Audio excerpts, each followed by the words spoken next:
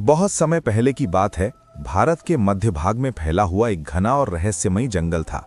उस जंगल का नाम था काला वन। ये जंगल जितना सुंदर था उतना ही डरावना भी। ऊंचे ऊंचे साल और सागौन के पेड़, जिनकी शाखाएं आसमान से बातें करती थीं, दिन में छाया देते और रात में अजीब अजीब आवाजें निकालते थे। जंगल के पास ही एक छोटा सा गांव था, सुखपुर। गांव के लोग सीधे साधे, मेहनती और भगवान में विश्वास रखने वाले थे। लेकिन इस जंगल को लेकर गांव में एक डर हमेशा बना रहता था। जंगल में भूत रहता है। गांव के बुजुर्ग बताते थे कि काला वन जंगल में एक भूत रहता है।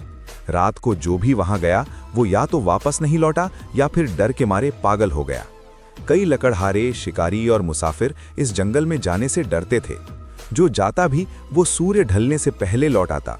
गांव के बच्चे शाम होते ही घरों में बंद हो जाते। माएं कहती, जंगल मत जाना, वहां भूत है। रवि, निडर लेकिन घमंडी।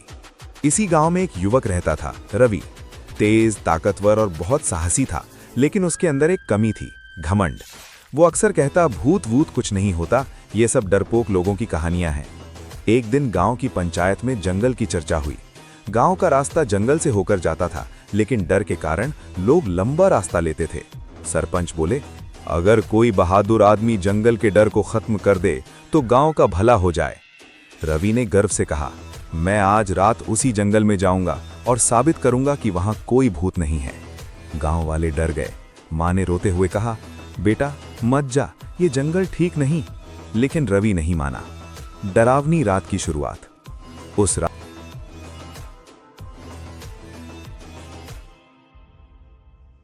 रवि हाथ में लालटेन लेकर जंगल की ओर चल पड़ा।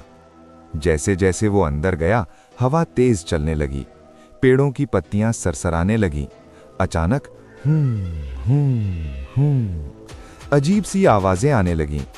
रवि का दिल जोर जोर से धड़कने लगा, लेकिन उसने खुद से कहा, डरना नहीं है।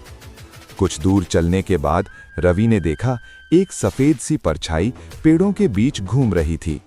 उसकी लालटेन कांपने लगी, पसीना माथे से टपकने लगा। परछाई अचानक सामने आ गई। भूत का पहला दर्शन। वो सच में एक भूत था। सफेद कपड़े, बिखरे बाल, आंखें जलती हुई अंगारों जैसी। आवाज गूंजती हुई, तू यहां क्यों आया है इंसान? रवि के पैरों तले जमीन खिसक गई। वो जमीन पर बैठ गया। मुझे माफ कर दो। रवि रोने लगा। भूत हंसा, लेकिन उसकी हंसी में दर्द था। डर मत, मैं किसी को यूं ही नहीं मारता।